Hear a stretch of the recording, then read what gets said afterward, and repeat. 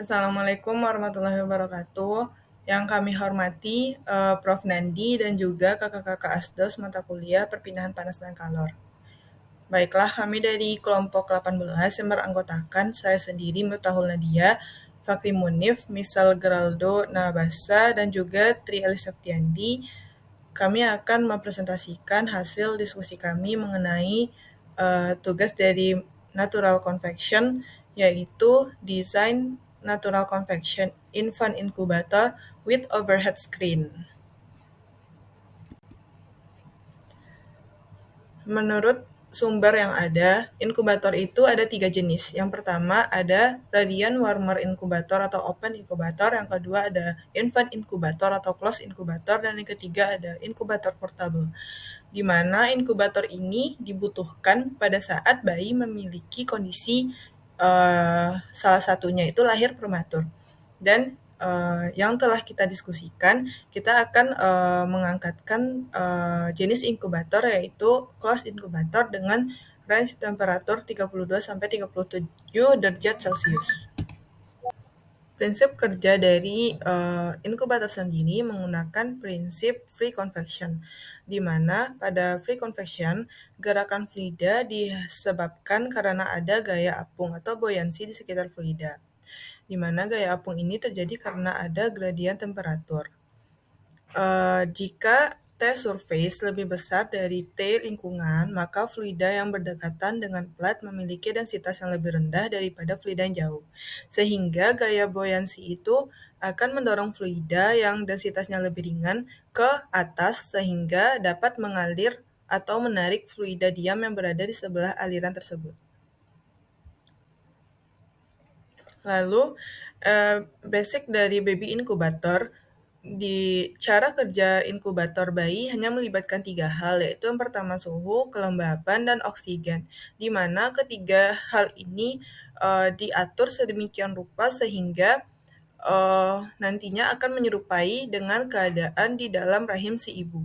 Dan komponen komponen penting lainnya yang ada di inkubator ada heater, kontrol, display, alarm, dan juga chamber. Selanjutnya saya Tri Elisaftiandi akan menjelaskan terkait inkubator desain, di mana pada inkubator ini ada beberapa bagian yang terlihat pada slide, bahwa nomor 1 itu adalah stand dari inkubator, kemudian nomor 2 adalah saluran udara inlet, yang ketiga adalah port wire, kemudian 4 itu infantnya atau model bayinya, yang kelima adalah thermocouple situ, kemudian yang keenam ada overhead screen-nya, kemudian nomor 7 itu inkubator akses yang digunakan untuk memasukkan dan mengeluarkan bayi, yang kedelapan adalah internal screen, kemudian nomor 9 adalah saluran udara outlet. Selanjutnya pada slide temperatur kontrol dan performa analisis ini, pada inkubator bayi ini terdapat sebuah elemen pemanas dengan material NiCr yang berbentuk plat persegi dengan dimensi 150 mili kali 150 mili terpasang secara horizontal pada bagian bawah bed inkubator, di mana bagian plat yang bagian bawah itu sebagai hot surface-nya, karena pada bagian atas dilapisi dengan insulation, jadi bagian atas itu sebagai cold surface. Untuk temperatur kerja dari inkubator ini sekitar 32 sampai 37 derajat Celcius. Untuk mempermudah analisis, maka saya ambil untuk temperatur surface dari plat ini adalah 36 derajat Celcius, karena kebanyakan inkubator bekerja pada temperatur 36 derajat Celcius. Kemudian bagian bawah dari plat ini terekspos dengan udara secara natural konveksi dengan temperatur udaranya diasumsikan 25 derajat Celcius. Beberapa asumsi juga saya terapkan untuk mempermudah perhitungan. Yang pertama, udara ambient itu diam, kemudian surface radiation diabaikan, sifat udara sebagai ideal gas, kemudian properties yang diperoleh merupakan constant properties. Lihat dari secara skematik, elemen pemanas ini terletak pada bagian bawah bed inkubator. Ketika udara terkena hot surface dari elemen pemanas ini, maka densitas udara tersebut akan berkurang sehingga udara akan lebih ringan dan udara akan masuk melalui lubang inlet pada inkubator. Udara yang panas itu naik masuk ke dalam lubang inkubator, kemudian secara natural konveksi udara panas tersebut akan mentransferkan panas di dalam inkubator tersebut, sehingga udara yang panas akan secara merata memanaskan bagian dalam inkubator. Dengan temperatur yang sudah di set di 36 derajat Celcius, diharapkan suhu di dalam inkubator itu juga terkontrol secara merata. Adapun beberapa properties yang saya dapatkan dari tabel A4, di mana untuk temperatur film dari selisih temperatur surface dan temperatur udara diperoleh 304 derajat Kelvin.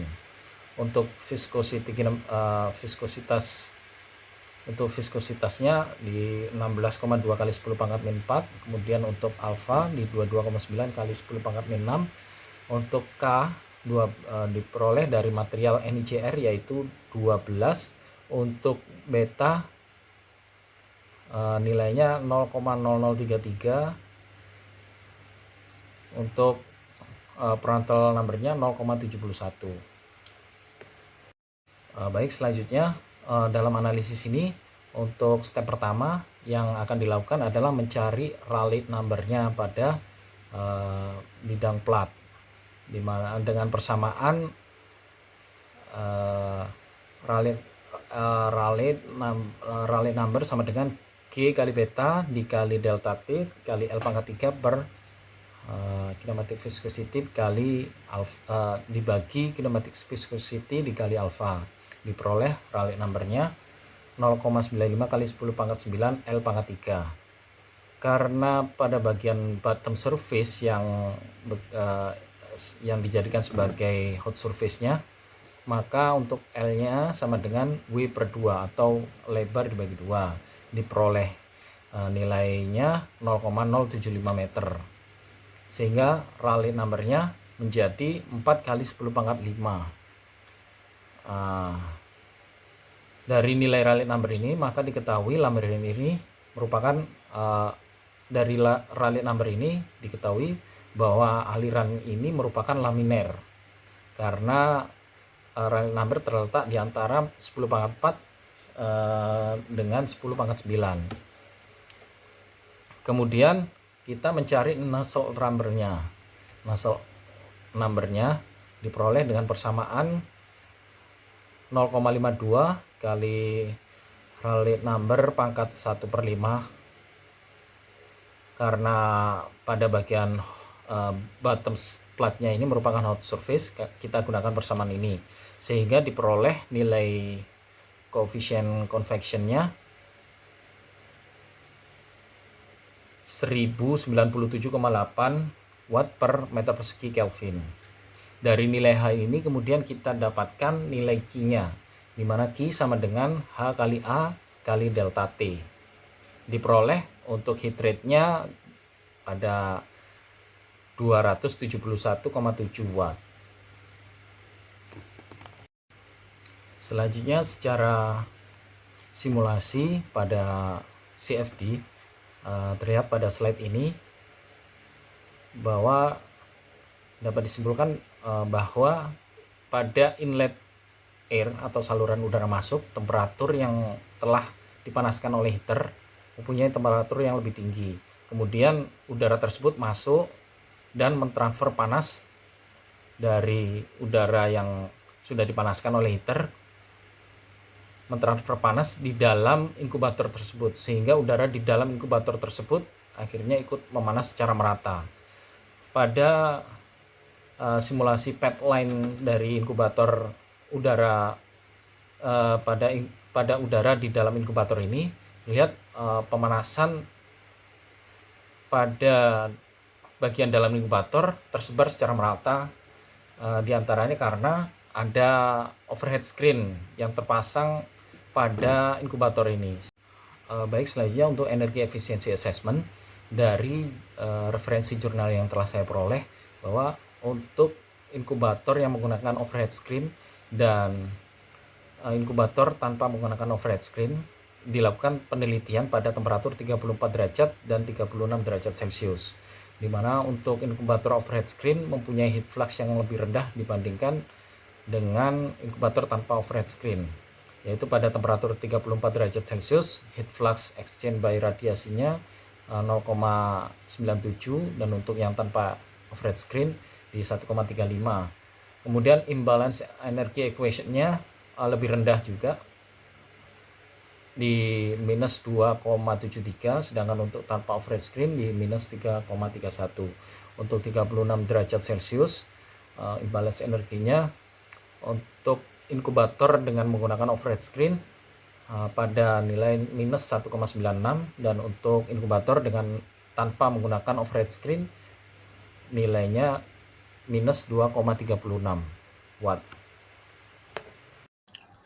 Assalamualaikum warahmatullahi wabarakatuh. Perkenalkan kembali, nama saya Fakri Munif dengan nomor MPM 2106651. Kali ini saya akan menjelaskan tentang optimisasi dan integrasi.